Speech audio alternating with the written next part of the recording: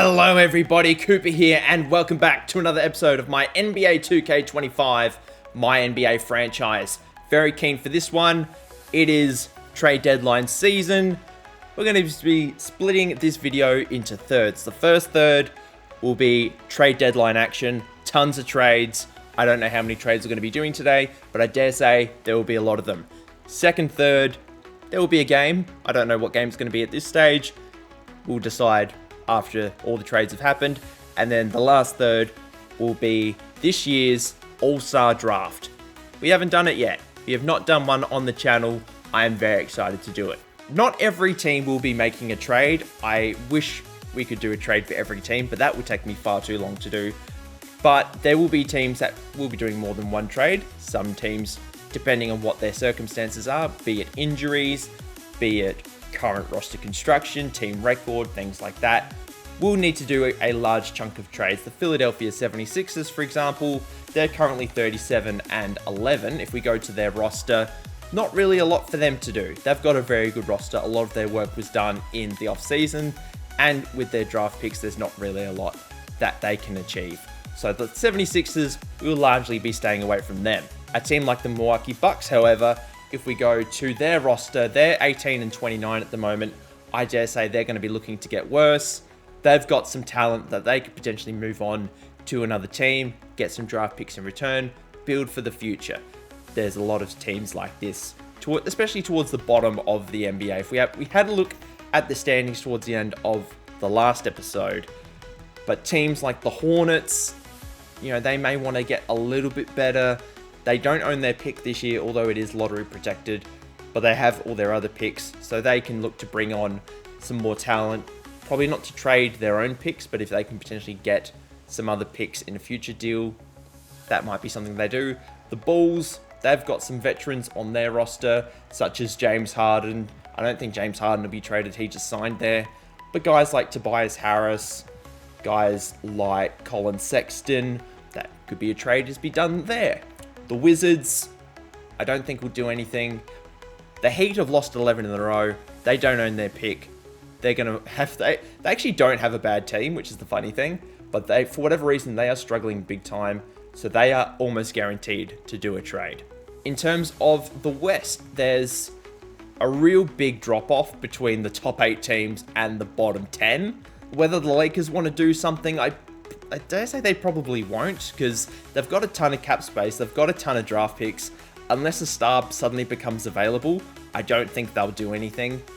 Utah, same sort of deal, tons of cap space, tons of draft picks, I don't think they'll do anything. The Sonics don't have any draft picks. The Portland Trail Blazers, they've got a ton of young guys already, so I don't think they'll do anything. But I tend to be proven wrong with a lot of these things. I say some things, then out of nowhere, a team might decide to do something. But in terms of the top teams, I don't think the Spurs will do too much. The Mavericks, they've got a couple of draft picks they could play around with. Houston have already done a fair bit, as have Golden State. The Kings are in an interesting position because they own all their draft picks, but De'Aaron Fox only has 2 years left on his deal, so something could happen there. OKC have all the draft picks in the world. Minnesota, I don't know what they'll do. And Denver is in an interesting spot because a few of their guys are going to become free agents. Jokic obviously wants to keep winning, so we'll see what happens there. We have got our first deal of trade season. Very interesting deal for 3 teams. The Milwaukee Bucks, who we've spoken about, the Miami Heat, who we've spoken about, but the Austin Bullets, one team we haven't touched on so far. They are currently the worst team in the NBA. They're going to be looking to get a little bit better. We're going to break down this trade one team at a time. Dillon Brooks going to Miami along with Dante Exum and 2 future firsts. One which is a swap best between Phoenix and Brooklyn. That's in 2028. And then another which is a swap worst between Houston and the Clippers belonging to 2026. The Heat are going to be sending Keldon Johnson, Devin Vassell, and Milwaukee's own 2025 first round unprotected pick to Milwaukee. So Milwaukee get their pick back. In exchange for that, they send 2 future picks to the Heat. The Heat are just looking to stack up on draft picks at this point, and they send Devin Vassell, Keldon Johnson, 2 bigger contracts who don't really fit their timeline in exchange. Well, what is happening there? In exchange for Dillon Brooks, who is a bit of a grittier defensive player, probably going to fit in really well with the Heat culture, and Dante Exum, who's an expiring contract. In addition to this deal, Alex Caruso, who is an expiring contract, just signed an extension in real life with the Thunder. He is going to the Austin Bullets, along with Jordan Hawkins, who is actually having an okay season, but the Heat have a number of different point guards they want to play around with, especially Carlton Carrington, who was their top 8 draft pick last year, is not actually having the best season. Going to be looking to give him a little bit more game time, but they're going to be sending Caruso and Hawkins to the Bullets in exchange for Devontae Graham, who's an expiring contract, and Landry Shamet, who has a team option for next year, but will likely be declined. These are just salary fillers. The real prize here is a 2029 unprotected first-round pick via the Bullets, as well as 2 future second-round picks. So, as I sort of said, the Heat loading up on picks, the Bucks getting their own pick back, and the Bullets just trying to be better. They're not doing very well, and it's predicted that, you know, they're in Texas, they're a big market, they should be a little bit better by 2029. So, should everything go as planned, this is a good deal for all 3 teams. We're going to put this trade through, and first deal of trade season is done. Speaking of the Miami Heat and their point guards, they are completely handing the keys to Carlton Harrington. They are looking to really just tank the rest of the season, I will be completely honest. They are shipping away Anthony Simons and 4 future second-round picks, 1 via the Lakers, 1 via the Bullets, which they just got, actually 2 via the Bullets, and 1 of their own in 2029 to the Vancouver Kodiaks, who is an expansion franchise that really we have not seen a lot of so far. But in return, the Kodiaks are going to be sending Ty Jerome, who I believe is an expiring contract. If I double check this, if we have a quick squiz, yes, he is an expiring contract. He has not really done a lot this season. He's sort of floated around from team to team, but he is not the main prize in this deal. The main prize is the 2 future draft picks. The Kodiaks are going to be sending a 2027 lottery protected first to Miami, along with a 2029 unprotected first to Miami. In addition to this deal, the Kings are also getting involved. Nikola Vucevic is going to go from the Miami Heat to the Sacramento Kings. Clint Capella, who is also an expiring, who got moved in the, if I remember the trade, it was the DeAndre Hunter. Capella's going to the Heat, along with 2 second-round picks. Actually, these second-round picks are going to the Kodiaks. So the Kodiaks picking up 6 future second-round picks in exchange for their lottery-protected pick and their 2029 pick. I think this is a reasonable trade for all teams. The Heat, in terms of talent, lose the most. They get the 2 draft picks in the future from the Kodiaks, and they get the expiring contract of Clint Capella. Another deal done. I believe the Heat are finally done. One team that is not done, however, is the Austin Bullets. They are still looking to get better. They're going to be sending Matisse Thybulle and 3 future seconds to the Chicago Bulls for Ayo Dosunmu. The Bulls have just this plethora of small guards who don't play defense. James Harden is not included in that, but Derrick Rose, who's probably going to retire at season's end, Rob Dillingham, not a phenomenal defender, but Kobe White, Colin Sexton, Dosunmu, one of them had to go. This is the deal.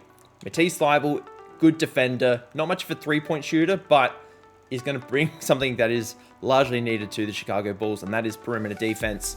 He is expiring at the season's end, so it isn't a long-term commitment. They also get 3 seconds for the future. Dosunmu is going to be added to this growing Bullets roster. I dare say Caruso is going to be playing small forward on this roster because they've already got Jordan Hawkins, who they've just traded for. Caruso is probably going to be a undersized small forward, but Dosunmu will play the 2, I assume. Another good trade for the Bullets. I wonder if this will bring them out of the bottom of the Western Conference. Let's put the deal through. Chicago have made the trade. The Chicago Bulls are also involved in this 3-team deal between the Atlanta Hawks and the Las Vegas Venom. Larry Nance Jr., who is an expiring contract at center, as well as a 2027 Austin Bullets second-round pick. They're headed to the Atlanta Hawks in exchange for Mitchell Robinson. The Hawks have about 3 starting centers.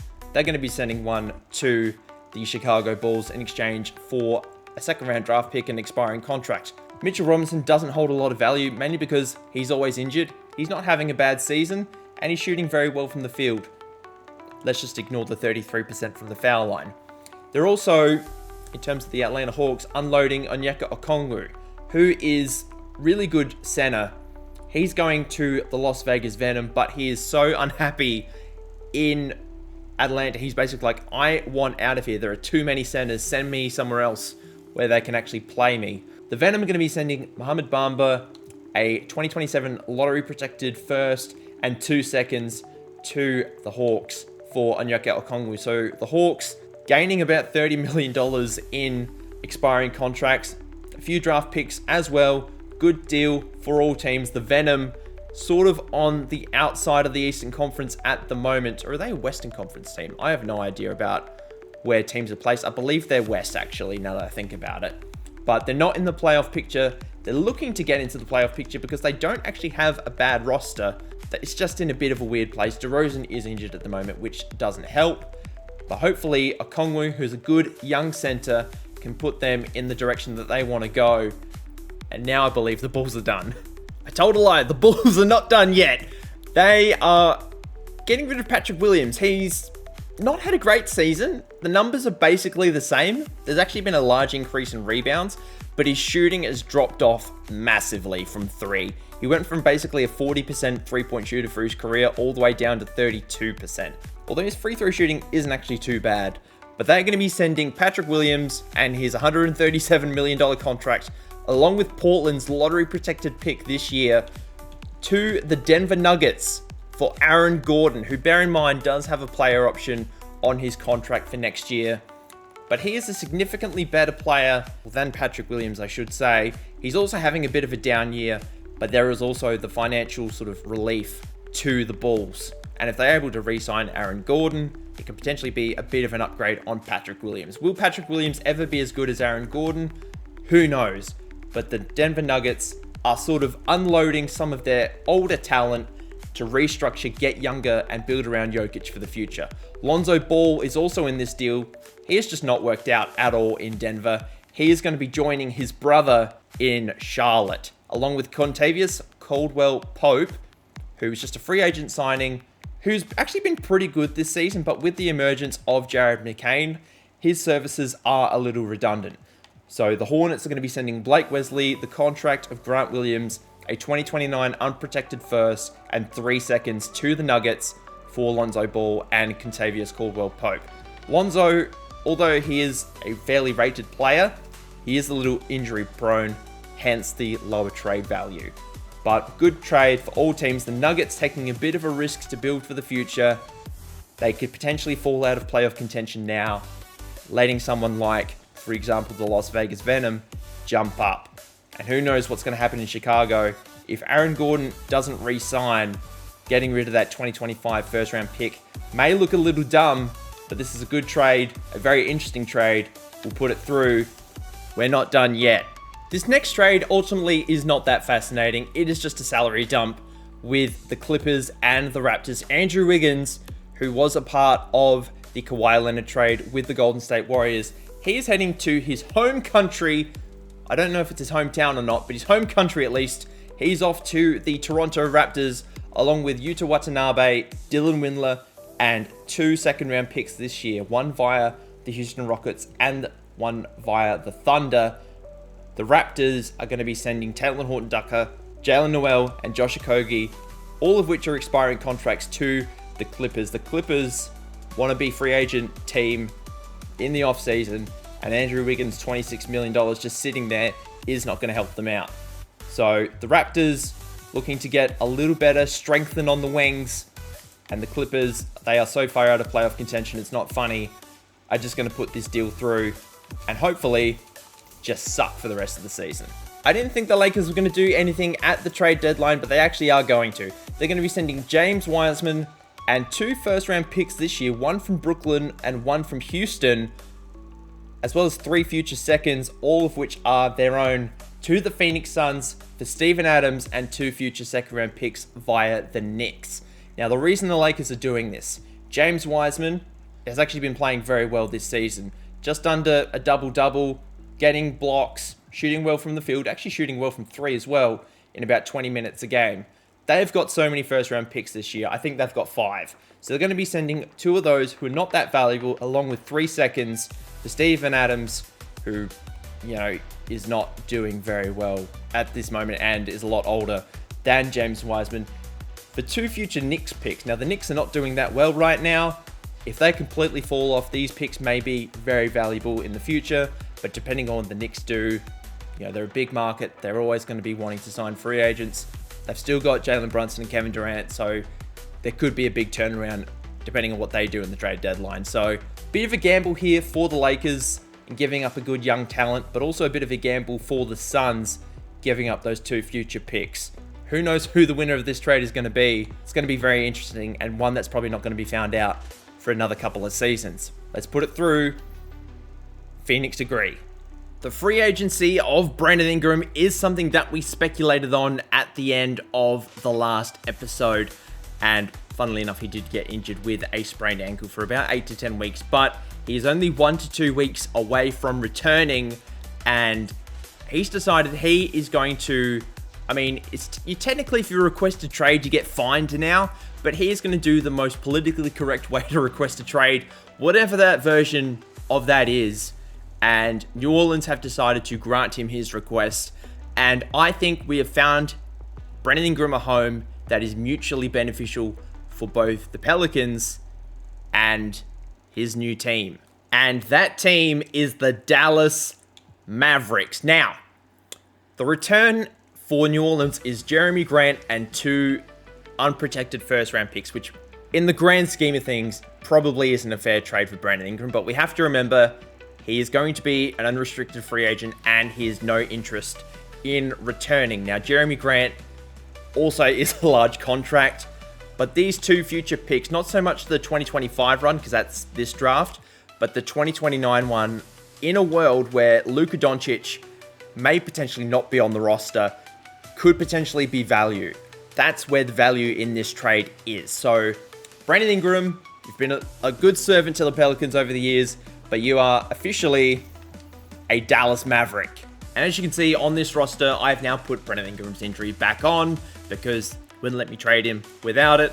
But this team of Luka Doncic, Kyrie Irving, Brandon Ingram, Derek Lively, Gafford, Brook Lopez, there's a lot of centers on this team. Bobby Portis, who's also a free agent at season's end. Chris Dunn. This could be a championship roster. If we have a look at the Mavericks record, it is 36-11 at the moment. That could potentially be a high 50, 60 win team come the end of the season. And for the Pelicans, they've still got a lot of talented players on this roster. I don't think they'll now be a playoff team without Brandon Ingram. Zion Williamson's still on the team looking to just get better. He's still got a lot of potential. He's only 24 years old. We have to remember Bam Adebayo just signed a big contract extension. He's still only 27. But Trey Murphy III, Kaysen Wallace, Rui Hashimura, Lou Dort, these are all good playoff rotation guys. Obviously, Jeremy Grant, he's 30 years old, and that contract probably not going to age too well. But if we have a look at the future picks of the Pelicans, there's that Mavericks pick. They've got 3 picks this year, but they've also got those future picks to play around with. There is one big trade left. Technically, it's 2 trades, but I'm counting it as one because it technically serves the same purpose. It involves the Los Angeles Lakers. Now, there's been a big breaking story. 2 players who are going to be free agents at the end of the season have decided they are not going to re-sign with their teams. I'm not including Brandon Ingram in this because now that he is on Dallas, he will likely re-sign, I dare say. But there are 2 teams. They are on championship contenders. One of them is in a small market, one of them in a reasonably big market. One of them has won a championship, the other has not. They are good friends. They have decided to take their talents to Los Angeles in free agency. They have done this in a non-tampering way. They are probably going to get fined. I don't know how much. Let's just say $100,000. Why not? The Lakers have had no input in on this, and I have no idea what the trade's going to look like because The Lakers, although they could just sign them in free agency because they have a ton of cap space, about 180 million in cap space next summer, they're dumb. They want to trade for them now. And to be honest, we need the content. We need blockbuster content to make this video happen. Ladies and gentlemen, here is the trade. Brace yourselves, ladies and gentlemen. This is the biggest deal, the biggest trade of the trade deadline, possibly the biggest trade of the entire franchise so far. D'Angelo Russell and 2 unprotected Lakers firsts going to the Celtics in exchange for Jason Tatum and Sam Hauser. Then Max Christie and 2 unprotected future New York Knicks picks going to the Cleveland Cavaliers for Donovan Mitchell. Is this a fair deal? No. But both Donovan Mitchell and Jason Tatum have specifically requested that they be moved to the Los Angeles Lakers with a view of re-signing there in the offseason. Sam Hauser has also been included on this deal, but will probably be rerouted somewhere else because the Lakers have no interest in keeping him. As I said, this is technically not fair value, but Donovan Mitchell, Jason Tatum, who are both really good friends, wanted out of their teams and wish to team up in Los Angeles. Breaking news, make the deal happen. Cleveland and Boston have done the deal. And with that, the trade deadline is now done. Sam Hauser is actually going to stay on the Lakers for now because he still has 5 years left on his deal and nobody wants to take on that money right now. That may be something that the Lakers do in the offseason. But just a quick summary of all the trades that were done this offseason, or in this trade deadline, excuse me. 3-teamer, Bucks, Heat, and the Bullets. Big pieces were Dillon Brooks, Keldon Johnson, Devin Vassell, Alex Caruso, and a whole bunch of picks. The Heat also involved in this deal with Anthony Simons, Vucevic, and a whole bunch of picks again. Clint Capella's involved, the Heat, the Kodiaks, and the Kings in this one. Then there was the Matisse Thybulle, Ayo Dosunmu Bullets Bulls trade. A couple of seconds involved in that one. The Bulls again getting involved, sending Larry Nance Jr. to the Hawks. Onyeka Okongwu, he went to the Las Vegas Venom. And then a few picks went backwards and forwards in this deal. Another 3-teamer. This channel loves a 3-team trade. The Bulls again. The Nuggets and the Hornets all getting involved. A few big names. Aaron Gordon, Lonzo Ball, KCP, Grant Williams, Patrick Williams, all changing hands. Then there was this really nice sort of salary dump, also sending Andrew Wiggins to Canada deal. That was quite nice. Then this sort of salary dump again with the Lakers, the Suns, quick swap of picks. Brandon Ingram, that was blockbuster sort of B, and then blockbuster A. Donovan Mitchell, Jason Tatum to the Los Angeles Lakers. Now that the trade deadline has been completed, I can think of no better team to get a look at today than the Los Angeles Lakers. We're going to be simulating past the trade deadline now. We are going to go to February 1st. DeRozan has healed from his injury, which I can't remember if I've put the rotation together for the Venom, so I'm going to quickly do that. Now that that is done, we can finally simulate forward. Trade deadline is done. We are not going to make any more trades is what I'm trying to say. Trade deadline's now done. We've gone through to the February the 1st. Lakers beat the Rockets in their first game after the trade deadline. Donovan Mitchell chipped in with 24 and 9. Jason Tatum only played the 28 minutes, almost had a triple-double actually, appeared to be in some foul trouble. Dalton Connect, 28 and 4, was very, very good as well. But we're going to be taking our first look at the Lakers so far this season, as well as our first look at the San Diego Wildcats, one of the expansion franchises who picked up Dejounte Murray, CJ McCollum, among others in last offseason. So I'm very excited for this one. Let's get into it. Welcome to Crypto.com Arena. The 18 and 27 Lakers are going to be taking on the 15 and 33 San Diego Wildcats. But I've got a feeling they won't be 18 and 27 for long. They are going to probably have a winning record by season's end. Here we have a look at the rookie leaderboard. Toby Trapp leading the way, Junior Justice in second, and AJ Dunston in third. Jason Tatum in not his first game as a Laker, but the first game we're going to see of him as a Laker. He grew up idolizing Kobe Bryant, and finally he's going to be able to wear the same uniform as his idol. And alongside him is Donovan Mitchell, and they're going to be taking on the backcourt duo of Dejounte Murray and CJ McCollum. I can't wait for this one. And the Wildcats win the tip, with Jonas Valanciunas getting the jump over Steven Adams, who also arrived from Phoenix in the trade deadline, must be said, after the Lakers traded away James Wiseman is what I was meant to say. CJ McCollum gets the first bucket of the ball game, and Donovan Mitchell, a New York native, turns the ball over on his first possession as a Laker. Dalton Knecht makes the effort to get back defensively. Santi Aldama blows the layup, kicks out to McCollum. Couldn't get the three to go. Knecht going to bring the ball up for the Lakers. Tatum was looking to establish position down low. Knecht drives, gets to the rim, blows the layup unfortunately for the Lakers. Paul Reed kicks out to Aldama, who resets the possession with CJ McCollum. Excellent little find to Jonas Valanciunas down low. And the Wildcats, an early 4-point lead in this one. Ball finds Tatum down low. He gets fouled by Paul Reed. And there's his first Laker bucket on camera. And looks like, I believe that's Quentin Grimes checking into the game for the first time today. And he knocks down the free throw as well. So Tatum got 3 points on the game, but Lakers still down 3, although it is early.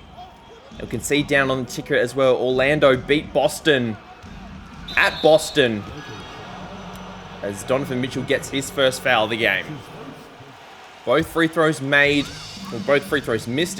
by Quentin Grimes. Sam Hauser's checked into the game, not having a great shooting season from 3. Going to be looking to improve as he has now joined the Lakers. Tatum gets inside, can't finish the layup, and doesn't get the offensive rebound either. Now Dejounte Murray gets stripped by Tatum. Donovan Mitchell out of the game as he does have a foul on his name. Tatum pulls up in the mid-range, gets it to go. Another missed jumper by the Lakers. Dejounte Murray ends up with it for the Wildcats. Drives left. Can't get the finish. Dalton Knecht gets the rebound, and they are now running in transition. Tatum takes the long two, knocks it down. Lakers within 1. After the 3 by Santi Aldama, the Lakers looking to get back into possession. Jason Tatum knocks down the 3 to get it right back. And Tatum getting very close. I don't think anybody else has scored a bucket for the Lakers so far, unless I am absolutely blanking. Jonas Valanciunas coming to set the screen for Dejounte Murray. Has Killian Hayes in front of him, who, if it weren't for the expansion draft, would probably be out of the league at this point. Dalton Knecht finds Tatum. Who else? He has been absolutely cooking Aldama so far, and there's another 3. First lead of the ball game for the Lakers today. McCollum has it on the perimeter, guarded by Knecht. Drives left, has Steven Adams in front of him. Valanciunas, again a little jump hook. Ties the game at 13 apiece, almost at the halfway point of the first quarter. And it must be said, both Jason Tatum and Donovan Mitchell averaging about 24 points per game each before the trade, as Sam Hauser gets inside for his first Laker points today. So it remains to be seen who is going to be the lead scorer for the Lakers going forward. You would have to assume it would be Jason Tatum. Donovan Mitchell never really been in a position where he's had to be the second option on an NBA roster, because in Utah, he was always the guy, and when he was in Cleveland, he was always the guy. Tatum, however, has had experience as a second option. Obviously, when he was a rookie, Kyrie Irving was on the roster and had to earn his way into the number 1 spot as CJ McCollum knocks down the 3, gets the lead back for the Wildcats. Killian Hayes ends up with the ball. Sam Hauser looking to not revive his career, because he hasn't had a bad career by any means, but definitely not having a strong season, as Quentin Grimes gets the easy bucket in transition, and the Lakers call timeout. Bench unit for the Lakers have now checked in. plus Tatum and Steven Adams. Tatum driving left, goes strong, gets the bucket. And he would have to be close to 12, 13 points, which is probably, actually it is more than what he scored in the last game against the Rockets. McCollum being guarded by RJ Hampton. Steven Adams goes up with it, fouls McCollum. And McCollum going to go to the foul line now. Less than a minute now until quarter time. AJ Green not having a good season, shooting under 40% from both the three-point line and the field. AJ Mitchell waiting for the Sissoko screen, puts up the three, misses again. Haywood Highsmith, another rebound. Just a 2-point game is the deficit at this point. Monte Morris into the game. Again, similar situation to Killian Hayes. Probably would have been out of the league had it not been for the expansion draft. Missed layup by Dalton Knecht. Jamison gets the offensive rebound. 15 seconds in the quarter. Monte Morris can't hit the three. And the Wildcats will get final possession. McCollum just working on Morris now. 3 seconds to go. What's he going to pull up? Elbow jumper. Can't knock it down. But surprisingly, the Wildcats go into quarter time with the lead. Second period underway for the Lakers and the Wildcats. Sam Hauser on the perimeter. Ball finds Robinson Earl in the corner. I was getting a little overzealous there. He almost stepped out of bounds. That is possibly a travel. Where is the pivot foot? Monte Morris for three. Three is in and out. Jeez, I didn't realize the Wildcats were on that big of a drought. 3 minutes since they last scored. AJ Mitchell kicks out to Dejounte Murray, who's back in the game. Mo Wagner, who just tore his ACL in real life. Very sad. AJ Mitchell gets it back again. Another three. 5-point lead to the Wildcats. And it's the first time today that neither Jason Tatum or Donovan Mitchell are in the game right now. Monte Morris leading point guard duty so far. Finds Haywood Highsmith. Kicks it back out to Dalton Knecht. What is he going to do? Puts up the wild jumper but knocks it down. Gets his second bucket of the game. Dejounte Murray has the ball top of the key for the Wildcats. Covered by Monte Morris. Should be easy to get to the rim. Is fouled by Haywood Highsmith. Just the first foul for him on the game. Jerry Stackhouse, obviously coach of the Wildcats, having a few words. Back into the action now. San Diego with a 1-point lead. Donovan Mitchell with the ball on his hands. And it looks like there is a personal foul on Dejounte Murray off ball. Knocked over Sam Hauser while going through a screen, I think. Speaking of, Sam Hauser has the ball, kicks it to Donovan Mitchell. Finds himself on the baseline. Goes to the elbow, drives left. Goes up. Can't get the and one. Quentin Grimes at the foul. Donovan Mitchell going to the line for two. Mitchell makes both at the line. Killian Hayes guarding Dejounte Murray on the other end now. Dejounte Murray played the majority of the game so far and isn't doing too bad. Santi Aldama having a good season for the Wildcats in their debut season, as Quentin Grimes looked like he had the little injury icon above his name, so we'll have to check that out at halftime. Don Knecht now. Covered by Mo Wagner, kicks to Sam Hauser.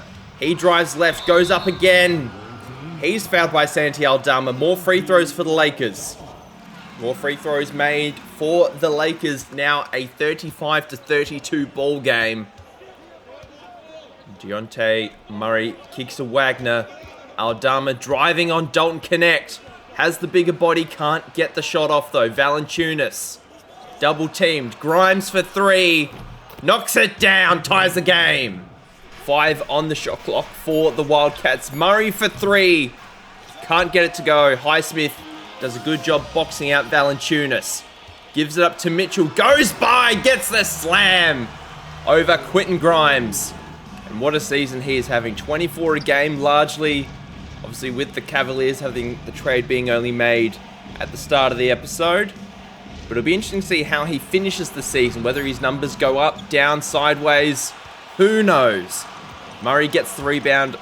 Actually, Donovan Mitchell, gets the rebound off the Murray miss. Mitchell, another bucket in the paint. And the Wildcats call timeout.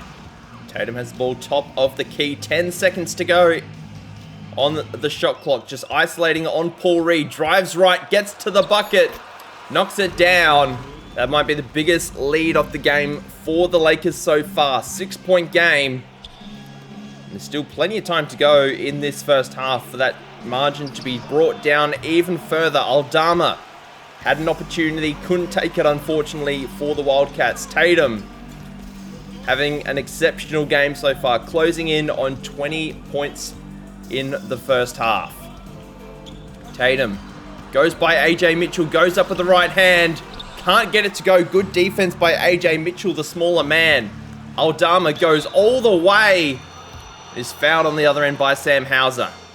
San Diego haven't been able to knock down a free throw in a long time. Both Valanciunas and Santi Aldama have missed their last 4 free throws.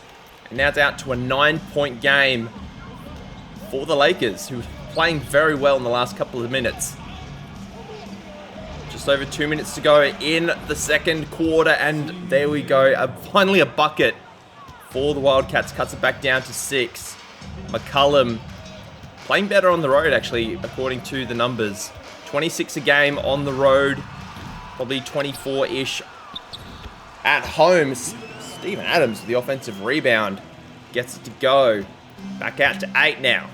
Just over a minute to go in the first half. Steven Adams has the ball down low on Valanciunas. Tatum, actually no, I thought the ball was going to Tatum. Steven Adams finds Killian Hayes down low, who I had a little peek at his numbers not that long ago. He's actually having a very good season for the Lakers.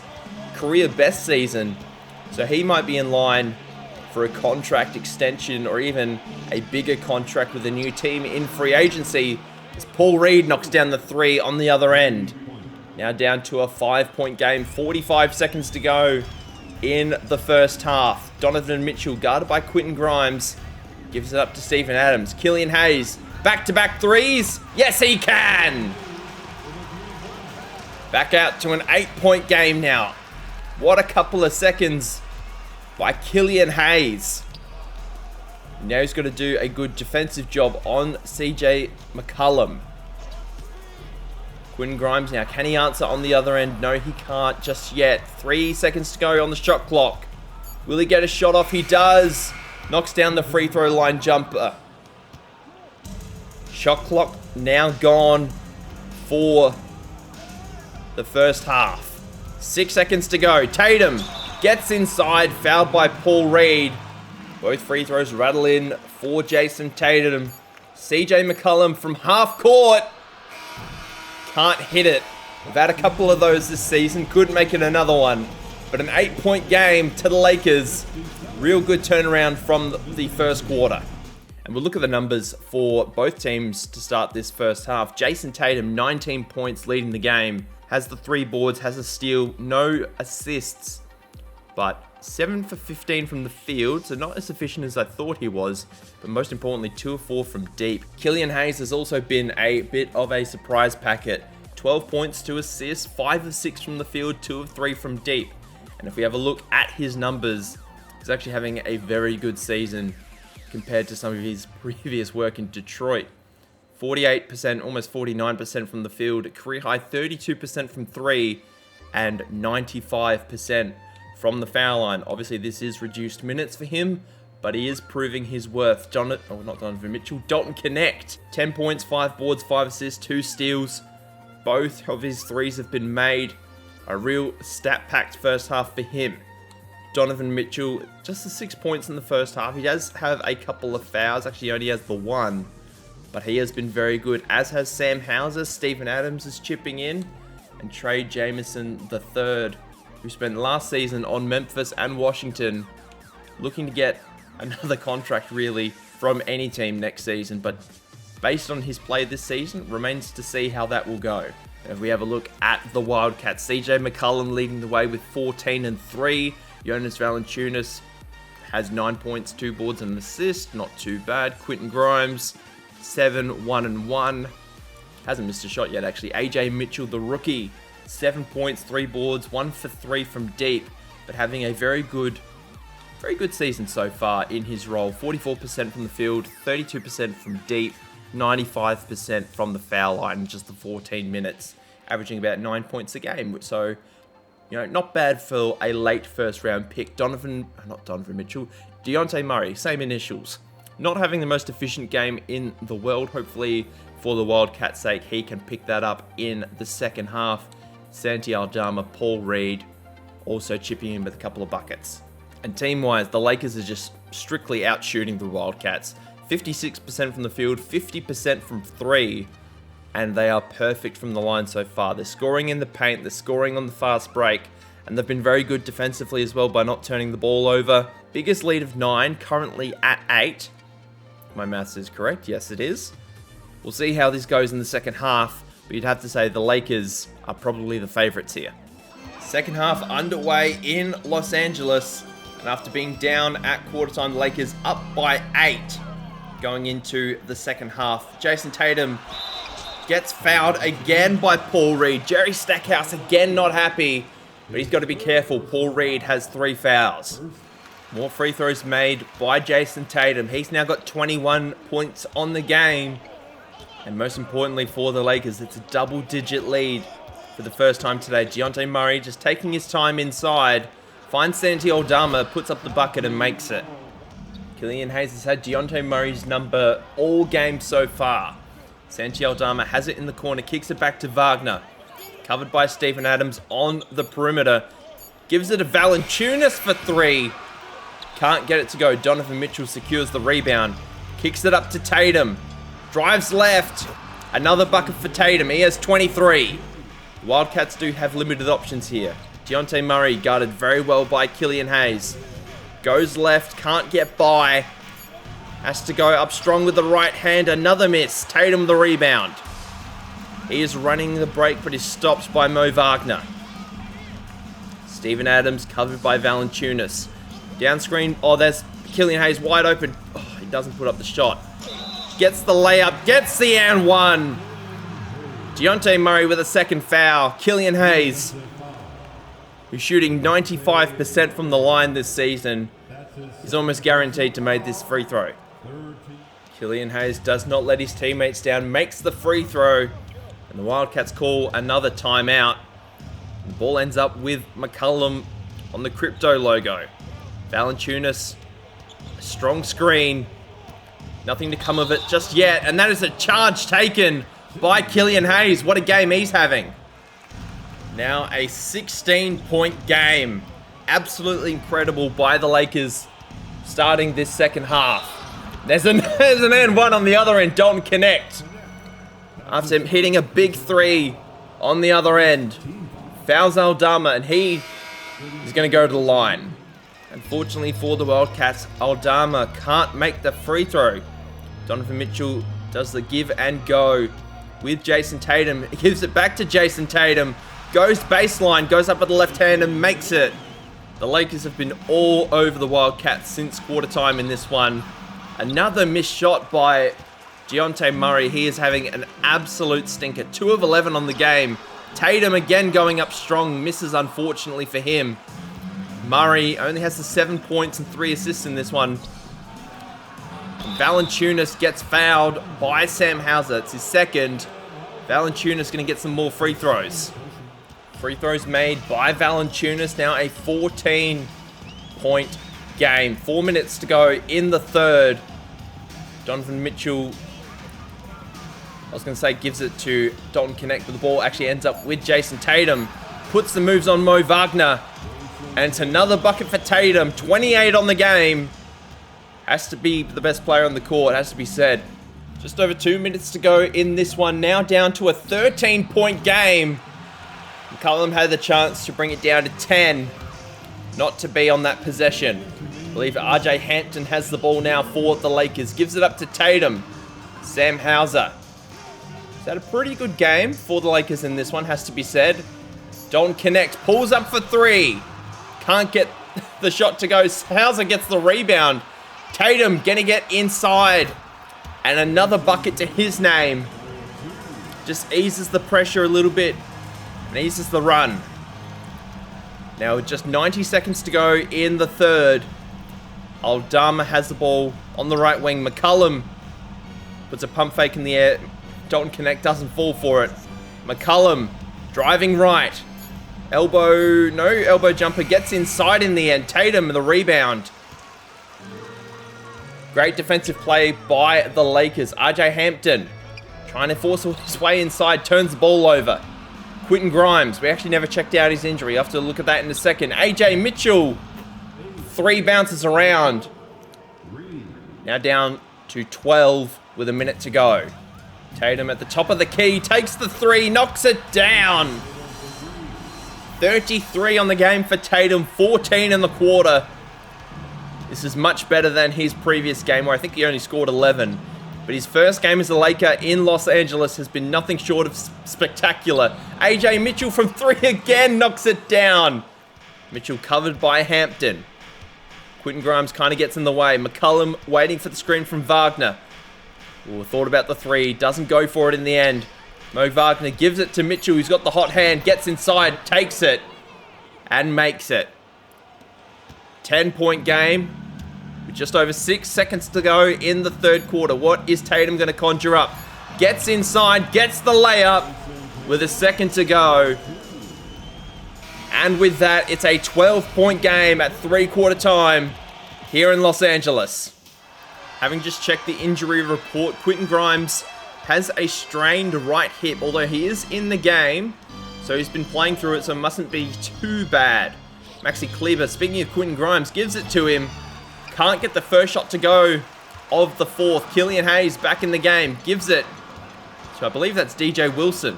I haven't seen a lot of him. I mean, in real life and in this sort of universe. Killian Hayes, who's been very good so far, takes another 3, knocks it down, his third of the game. I think he's 3 or 4 from deep. He's been very good. 15-point lead for the Lakers. And it's a credit to both teams. The 3-point shooting in this game so far has been magnificent. As soon as I say that, AJ Mitchell misses one. Highsmith gets the ball inside from Sam Hauser. Killian Hayes has the ball on the left wing, guarded by Dejounte Murray. Feeds it to Wilson. Gets inside, gets fouled. Gets the N1 to go. Wagner gets his second foul. And Wilson going to go to the foul line to get his 3rd point of the ball game. Hits the free throw. 18-point lead for the Lakers. Screen from Wagner. Oh, great find by Mitchell. And Wagner gets the dunk inside. Now down to a 14-point game. So it's not completely out of the realm of possibility that the Wildcats can win this. But you have to say they would have to be perfect from here to beat this Lakers team. Mitchell, a deep 3. Knocks it down. Gives it up to Donovan Mitchell, who gives it to Killian Hayes. Putting the trust in the Frenchman. Killian Hayes trying to get by Dejounte Murray. Can't. Gives it to Haywood Highsmith. Gives it to Sam Hauser in the corner.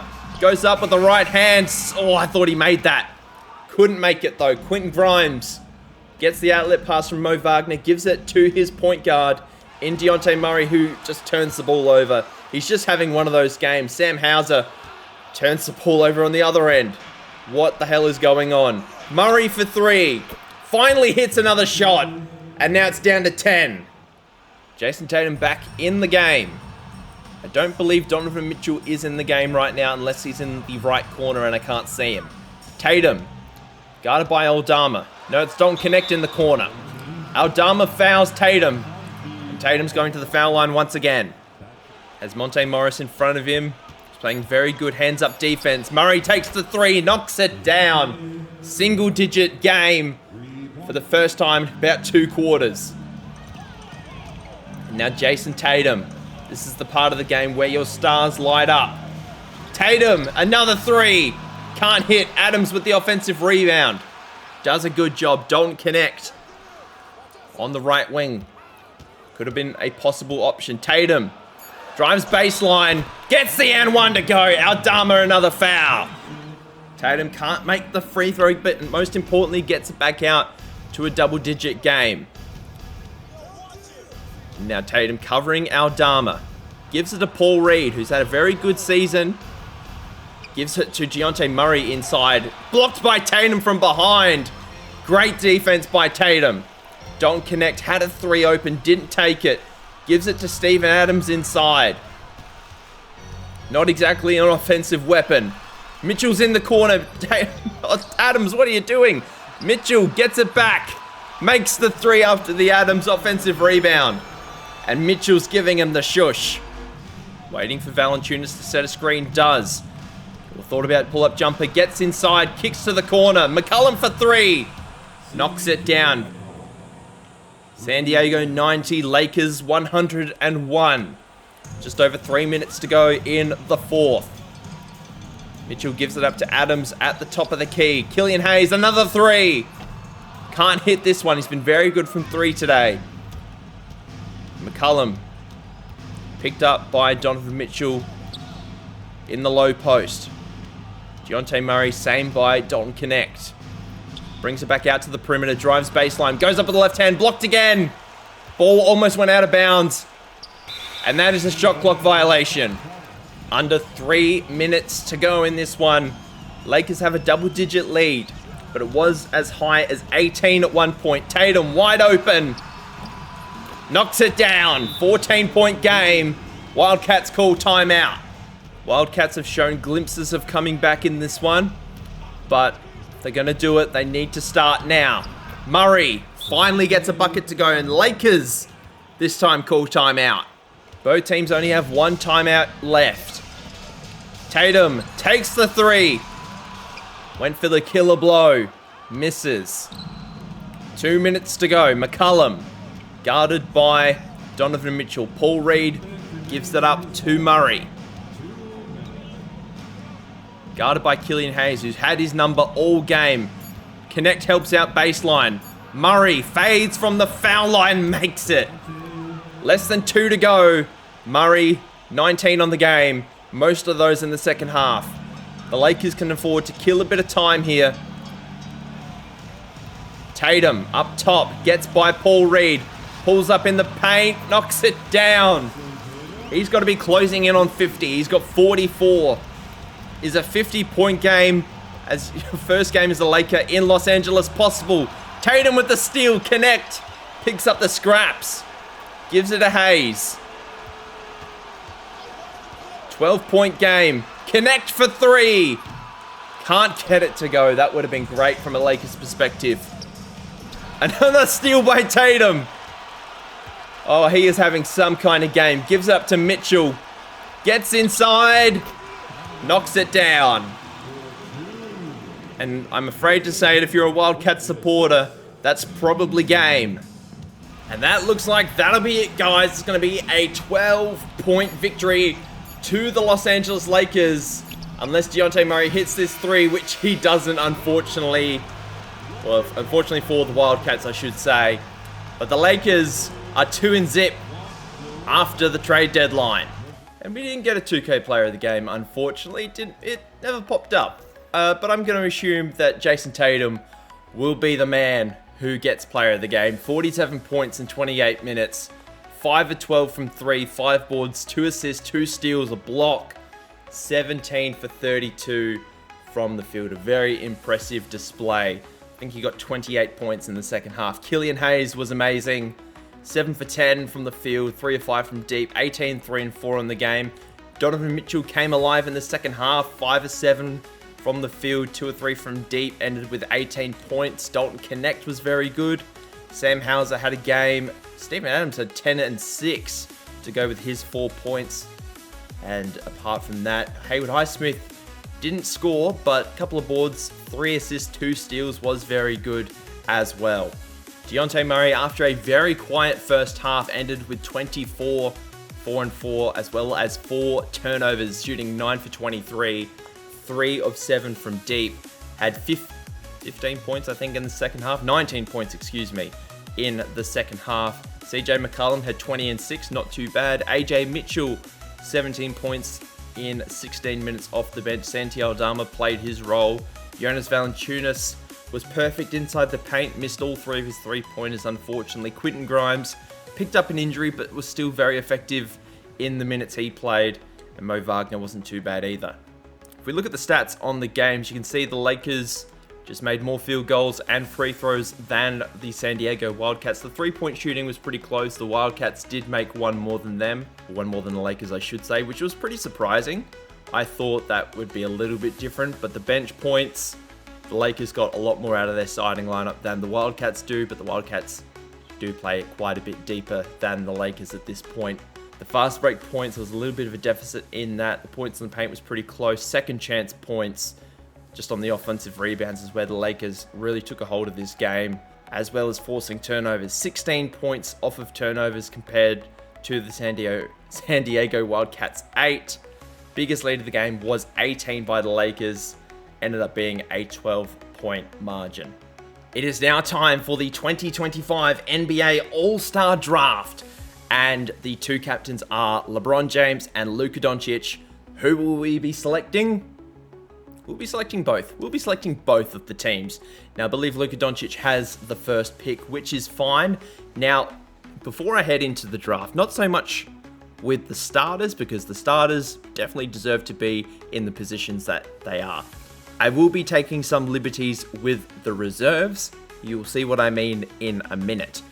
But without any further ado, the first pick of the NBA All-Star Draft, Luka Doncic is going to be taking Nikola Jokic, his Slovenian friend. Actually, no, Luka is Slovenian, Jokic is Serbian, but they are good buds.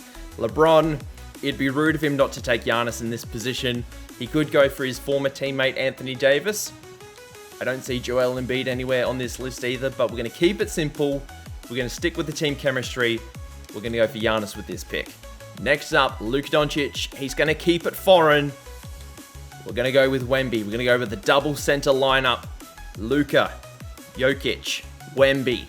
That is just a fascinating lineup. And LeBron James, he's going to add a bit of youth. I've created the word there. Youth and exuberance. I'm going to go Ja Morant with this pick. We're not going to go Shea. Shea is going to find his way to Team Luka. Anthony Davis will be the next starter for Team LeBron. Luka already has two centers on his team. He's going to go for a point guard. He's going to go Tyrese Halliburton. And that means Domantas Sabonis will be the final starter on Team LeBron. Now, Team LeBron has the first pick of the reserves list. This is where it gets interesting, because if we look down the list, we're going to see some interesting names, like LaMelo Ball, Alperen Şengün, Damian Lillard, Karl Anthony Towns, Kyrie Irving, Paolo Banchero, Maxey, Kawhi Leonard, Jimmy Butler, Jalen Brunson, Devin Booker, Anthony Edwards, KD, Jason Tatum, Steph Curry, Joel Embiid. Not that I don't like these players or I don't think that they're good, but some of these guys, not naming names, I'm going to be removing out of the All-Star ballot, and I'll be putting my own names in. I can't do that just yet, but I will do it at a later date. I will do it in this video, but not just yet. Anyway, Team LeBron. LeBron James is going to be picking his teammate from the Olympics, Steph Curry, to be his first reserve. Luka Doncic thought about taking Jason Tatum, but then remembered he doesn't like Jason Tatum. Then he thought about taking Devin Booker. He doesn't like Devin Booker either. He's going to take Anthony Edwards as his next pick. Joel Embiid will be the next pick for LeBron. All of Brooklyn's big three have been drafted to Team LeBron. Anthony Edwards is then going to take his former teammate, Jalen Brunson, to be his next player. Team LeBron, what are you going to do, son? What are you going to do? He's going to keep it Olympic. He's going to take Kevin Durant. He's going to make it really tough on Luka Doncic. Is he going to take Jason Tatum, or is he going to take Devin Booker? He does neither. He's going to take Paolo Banchero from the Orlando Magic. Now, LeBron loves a former teammate. He loves teaming up with them from time to time. He's going to take Kyrie Irving to fill out his backcourt. Now, Luka Doncic, he's been forced to take either Jason Tatum or Devin Booker, but he is going to zag. He could go LaMelo Ball to keep it funky. He's not going to go LaMelo Ball to keep it funky. He's going to bite his lip or bite his tongue. Probably bite his tongue would be more appropriate. He's going to take Karl Anthony Towns. I thought about it for a second, but he's not going to do it. LeBron says, this has gone on too long. I'm going to put Luka out of his misery. I'm going to take Jason Tatum. And now Luka is going to take Tyrese Maxey. LeBron will take Devin Booker. He's just reuniting Team USA from the summer. Who is left? Now, these are sort of the players that I'm thinking probably will get replaced at some point. Probably not LaMelo. LaMelo can stay. That is fine. But these last 4 players could probably be replaced, especially Jimmy Butler, Kawhi Leonard, and Damian Lillard. Not that they're not all-star caliber players. It's just they're a bit older. We want the all-star game to get a bit younger. In saying that, Şengün is going to be the next pick for LeBron.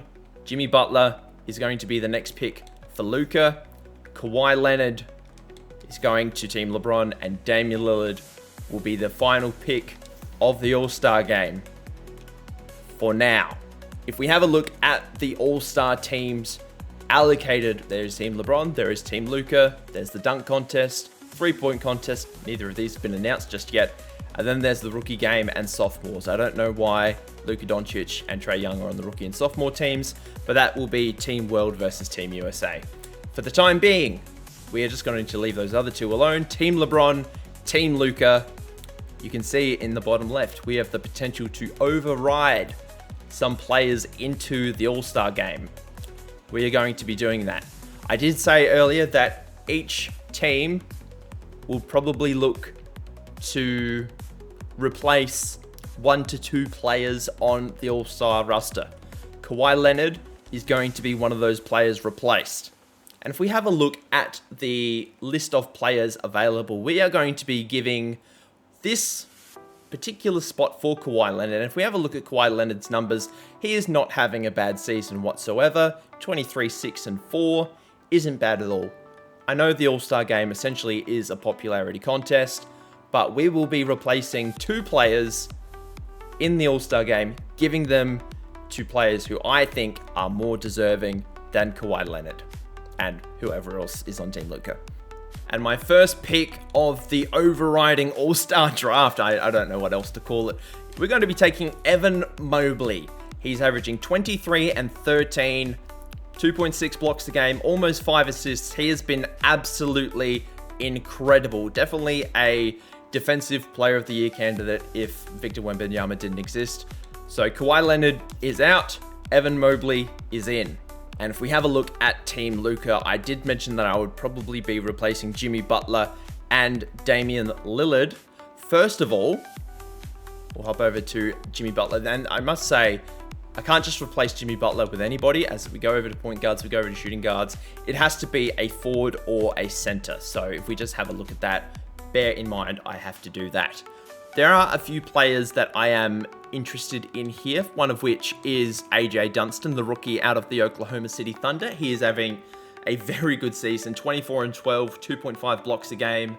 As a rookie is incredible, but I'm going to zag a little bit, and I'm going to go Scotty Barnes. The Raptors having a unexpectedly half-decent season. Scotty Barnes is having a career best year, 24, 8.6 boards, 7 assists, steal and a half, block and a half a game, low turnovers, good shooting splits.